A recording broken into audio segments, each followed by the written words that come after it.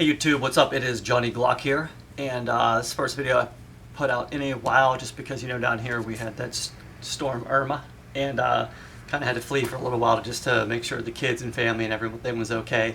The store's fine, I'm fine, however we did have to move around a bit just to skirt the possible, whatever they call, cone of projection. So anyway, it was an adventure, I'll tell you that. But I'm glad to be back, and I'm glad to be you know, taking orders again. Not that I ever stopped taking orders, but I'm finally caught up enough now that I can shoot a video here, and it's going to be a pretty good one. And this usually only happens with the bigger guns. And when I say bigger guns, I'm talking 10 millimeter and 45. But the variances in what is the portion of the gun where the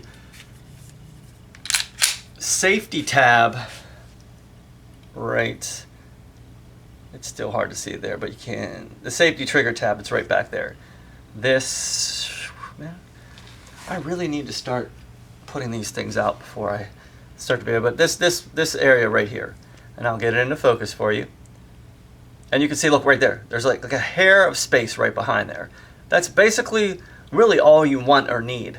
A lot of the aluminum shoes you'll see have a lot of space there, and that's what kind of, when they fail the, you know, when they fail that test, when they hit it at an angle and they, you know, put just wadding in there and it blows off, it's because the momentum before the actual safety trigger tab catches the frame, there's enough momentum to push it down off of the shelf. And what that looks like is this. So you're taking this part and it's sitting back right in there, and we're gonna do this really good. It's sitting back here, so when it pops, it goes down into the shelf. Everyone knows the way kind of the Glock works. But anyway, I'm gonna actually, this time I'm like really good. I'm putting the camera behind me so you can see what I'm doing this way, because I'm tired of, you know, feeling all goofy and playing with stuff in the mirror image. So basically, with the bigger guns, that I leave a lot more material on the striker safety tab, because usually there's variances and I have to err on the side of caution. Now, there have been people that have called me and said, hey, can we take more pre-travel out? I really like that whole 1911 thing you do. And I said, yeah, and I try to talk them through it, but it's hard to talk someone through this. And also, there's a lot of liability when it comes to doing something like this. You know, at this point, the trigger that I built for you is yours, so what you do is on you. And I'm not saying that in a jerky way, you know, because everyone knows I take phone calls on Saturday and Sunday and try to walk you guys through stuff. So basically, if it need be, just remember that and be careful. You know what I mean? And that's what I'm going to do. I'm going to show you some things, and at the same time, I'm going to give you the considerations and the I wouldn't say compromises, but the counter checks. You know what I mean? If you're going to do this, you have to make sure this is done. If this happens, you have to make sure this happens, because that's the way you keep the gun safe. And that's the way I know, if, especially when I'm working on someone's gun, it's a different story. You know, if I'm doing a drop-in, I kind of find the mean in between a couple different frames and set screw it there. Or, you know, whatever connector I'm using, or there's a variety of different things that I'm doing with these drop-ins. That's why they're not, like, if we don't do the cookie cutter thing, I don't do the cookie cutter thing here. I'm building these one-off, and you know, my hands are on every one of them. And I'm going to talk a little bit about that as we're going along as well. So I'm going to flip this camera now, and we'll be able to see what I'm doing right in front of me. And let's hopefully we'll get through this without too much insanity. Alright, so there we go. You're going to see this, but you know what? Big deal. I'll bring it up a little bit. Okay, so I use this gun, okay, and you can see where we talked about the trigger safety tab. It is engaging right there. It is not going to go anywhere. Now, this is one of those triggers that is very much, now you have to keep it safe, you have to have a little bit of this right here, and this is also the transfer bar. If you would feel right there, whoop, actually I better show that everyone this is clear. That was a comment of a post on No Magazine on Facebook that, you know, even though I'm used to it and everyone knows that these guns are clear, basically I should show people because it might be their first video, and it's my responsibility and all of our responsibilities to use gun safety at every step of the way. So you can see there's nothing in the chamber. It's a clear gun, no magazine. Back to this. So the trigger safety tab is grabbing there. There is no way that is going to disengage unless you disengage it. Okay, you can see it moving. We also said there only has to be a small amount. You can see the space in between the back of that, and I've heard the saying piece of paper before, and that could, that's close. You know, let's put a piece of paper. This is thin paper, but you know, heck, we'll do it anyway. So a piece of paper back behind here, and you can see paper fits in there right, well, barely. Let's see, this flimsy paper too, man. Yeah, there we go. Okay, it's in there, it fits right there. But basically, like I said, this is engaging, and that is more than enough, especially when I get over the white right there. You can see that that's more than enough space, and definitely the piece of paper can go through. This is keeping the gun safe, very safe, and that's for the drops and whatnot. I have a couple times people have called me up and just, you know, oh my God, thank you so much that these are safe. They've dropped them off of their refrigerators at home, you know, ready to go to breakfast with kids in the breakfast area, and you know, of course it stayed safe because I knew it would, but you know, that's a heart pounding situation. So right there, so there's that little bit of, and it's right, we're on the wall here, but there's just a little bit of movement, and then right from this part movement you have the break, and then, and you can see how I do this. I always back my finger here so you see how short the reset is. There's the reset. Now this isn't a particularly loud reset because that's the way it was I was asked to build it.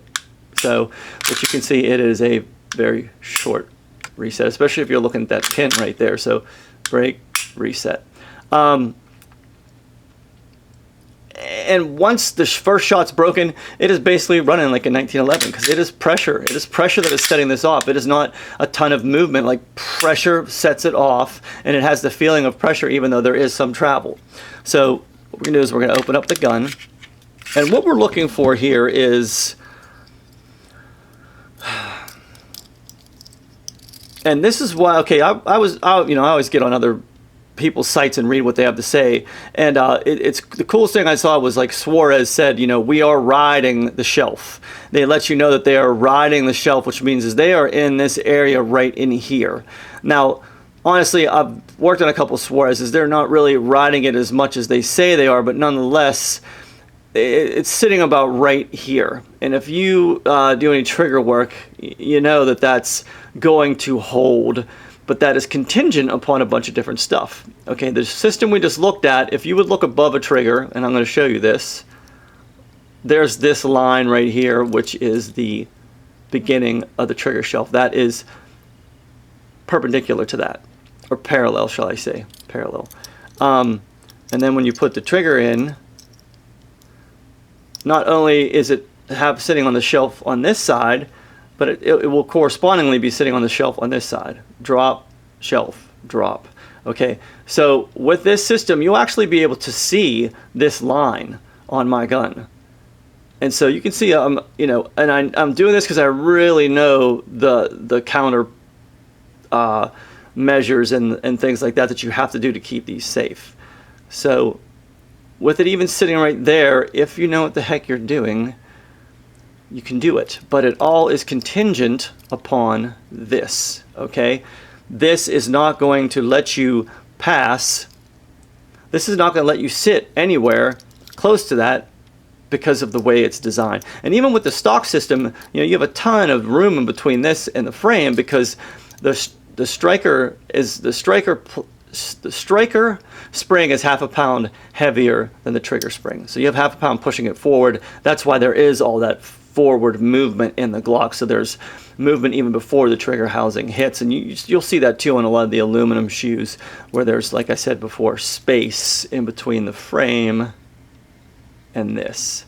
And that's, like I said, when it if you hit it right and you have that momentum, and that's where the guy shows the videos with all the triggers failing, if you have that momentum in a certain way, it's going to just drop down in there and bang.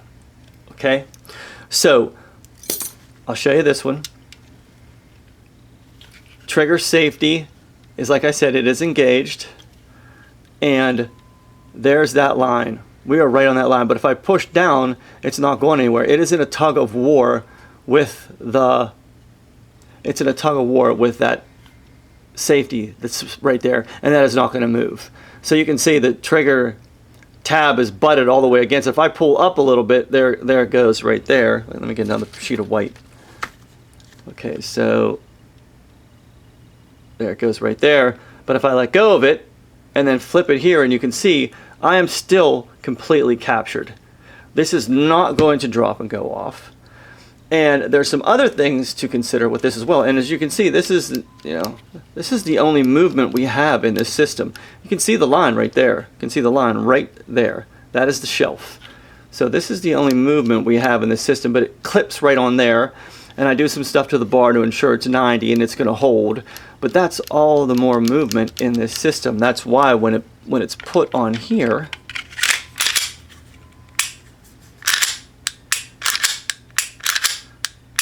that's why the stroke is so short, and your splits are tightening up, and your accuracy is awesome, and all that kind of stuff, especially with the 34. So there was one more thing I wanted to mention about that. I just thought of it and I just lost it. It will come back to me. But that's basically how you need to think of this. This will actually keep it from dropping off. Even if it's hit like they hit it on an angle like that, and that's designed to throw it back at a 45 and have it slide down the 45-degree angle. You know, the drop safety is actually horizontal drop safety is made more for horizontal drops, and the trigger safety is made for vertical drops. But right in between there is a place where, you know, guns can drop, and it needs to be addressed. And to keep the trigger safe, there's some things you have to do. So back to the whole reason. Well, let's start with this first. So one of the things is, if you're using a 3.5 connector right here, you don't have a lot of wall to hold the trigger bar in place either. So you are going to, it's going to be very easy to just wham, slip off that. See the angle that has right there? It's going to be easy to, you hit and then slip, okay? Okay, engagement is what I wanted to get to. So that's one consideration that you have to have. Even if you're against the wall, a hard drop could push it down because of this graduated angle. I better back out this so you can see the full mechanism here. Maybe I have one here. All right, give me a second.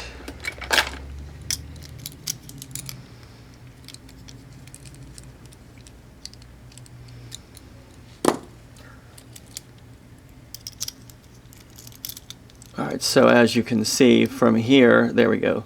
It's very graduated. So, you know, a 7-8 foot drop or a 7-foot drop, a 6-foot drop, let's say from a 7-foot drop from a refrigerator could go wham and have that thing drop down if you don't know what you're doing and you don't have, you know, enough engagement. And some of it has to do with the trigger spring and the striker spring as well, and we'll get to that. So I'm going to pop this out so you can actually see the difference. So now I'm going to put okay,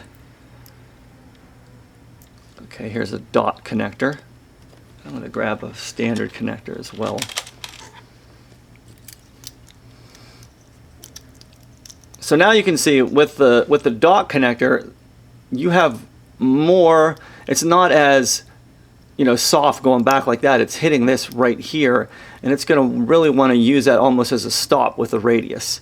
So that's a consideration right there. You have more of a stout wall that is actually going to hold this whole mechanism into place, so the safety, so you will not engage the drop safety right there, or disengage the drop safety. So that, and I'll show you, I'll try to do it with one right next to it. That,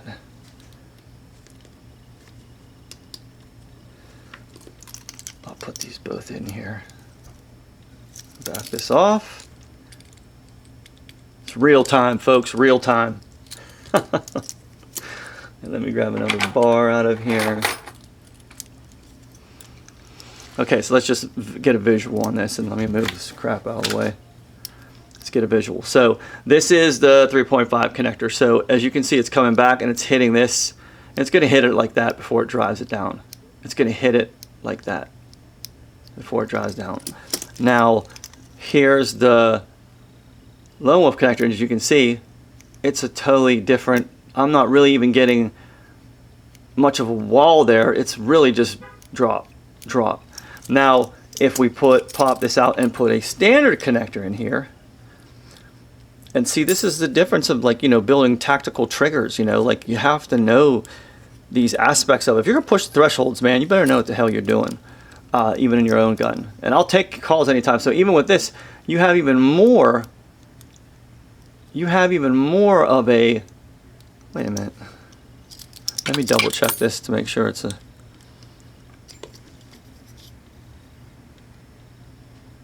Yeah, standard. Okay. Just seemed a little odd right there. There was a minus hanging out. So even here with this, you have that stop. Okay. That's the 4.5 pound connector, which everyone calls a 3.5 pound connector, but it's actually a 4.5 pound connector. And then I'll push the dot through this one. Here's the dot. Actually, I like the way I use the dot connector a lot. I like this looks more like the healthiest kind of stop, you know, right there. I love the dot connector for so many different reasons. It's kind of right in the middle of everything, and then drop. It drops quickly, and it also resets. You know, this is your reset happening right here. So that's why the 3.5 connector resets quicker, because say you're sitting here, you have to come all the way in front of that. The radius has to come all the way back. Okay, and then with the with this thing, look at all the reset has to come forward here. That's why the resets on the stock Glocks are so long. But once again, with this angle, it's stopping it pretty well too. 3.5, I'll slap that in there so you can just get a visual of what I'm talking about with reset. Make sure the stop's out of there. I think I might have flung over here. Yeah. With the 3.5 reset, you can see right here, this is all the way back. This is all the way back to the, you know, back to the wall right there. That's why the 3.5 reset is happening. Right. See, it's even hard to get it on as my stop's coming out a little bit right there, and then it's reset. That's how you can get the reset quicker. So that's one consideration, the angle of the connector. Now, you also have to remember with engagement, I'm going to go grab something for you. So this has the armorer's back plate in it. Okay. And you cannot, this is one of my triggers, you cannot see the sear. It is covered up by the striker lug face. But once we start to move, you'll see it slip down and out. Okay, there it is. So if I have 100% engagement right there, that's another thing, that if this falls, if this drops, the engagement itself, because it is so solid there, and it's not like, you know, I've shown you on other videos where Glock allows like a quarter of it sticking out, but with this, you can see it is 100% engaged. So if there is a drop, it is not going to, this thing isn't going to be hanging on by, let me pull this so you can start to see a little bit. I'll try to go just, okay, oh yeah, see, I can't even do it because the design of the trigger is different, and there's some modifications I'm making that aren't going to allow it to happen. But even though it's 100% engaged, right, maybe right there is where Glock will allow. But if it was just hanging on by a thread like that and it dropped, you are going to have an issue, especially with a 3.5 connector in correspondence to bad engagement. Okay, those are considerations you have to have. Let's see what the movement is in this system too. So once again, there's your there's your line. You're coming right up on it and it backs off. Okay, so that's the trigger safety tab engaging right there. Let's get that so we can see possibly yeah, right there. So there's a trigger safety tab engaging, and then right here, if I push down, it's not moving. You know, it's not going to move because it's on that. It's actually on that angle right there, and it's being held forward. I use that. This is the other consideration. So you have connector, engagement, and also, like I said, I advocate the 5-pound spring. I like the 5-pound spring because it's going to give you a speedy reset.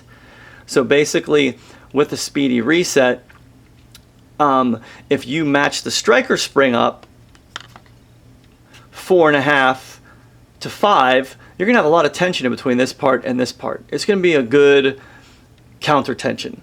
Now, just like the stock configuration that has it a 1/2 pound heavier, that uses a 1/2 pound, it's not going to be as stout as that, but like I said, we're trying to lighten and enhance the trigger, so it's going to be differently. So this abutting against here with engagement, with 5 pounds going this way and 4.5 coming back there, you have a nice solid meeting of those two pieces. So full engagement, and the fact that you don't have that you do have like a balanced spring. What some people do is they'll put that 6-pound spring in here and the 4-pound spring in the striker. So as far as the 4-pound is pushing back only so much, the trigger spring is pulling forward. Even though the tension is there, it's a different type of mechanism that makes it not as there's just not as much pressure against those 2 points. So say this is the sear coming up against the striker lug face, and when this sear drops down, it comes forward. If you have all that forward tension this way, and you don't have a counter tension this way, it's going to be a lot easier. That's why when you put your 4-pound spring in there, the brake starts to go chink. Brake feels very, even for a tactical trigger that I would build that has a glass rod, the brake's going to start to feel rolling because you don't have any real pressure on this striker lug face. So it starts, that's why I tell people, you might like the 3-pound trigger. Everyone wants a 2.5 or 2 1/4, and you can create that, even a 2 with a, with a 4-pound spring. And that's another thing they mess around with. They say, oh, okay, a 2-pound spring is because it gives you a 2-pound yield. A 2-pound spring is actually a 4-pound spring, right around there. And so that's the considerations, the engagement, the connector, and the springs, all working in unison. All right. Now, there is another way to do all this, and this is a little trick. I'm not showing you all of it, but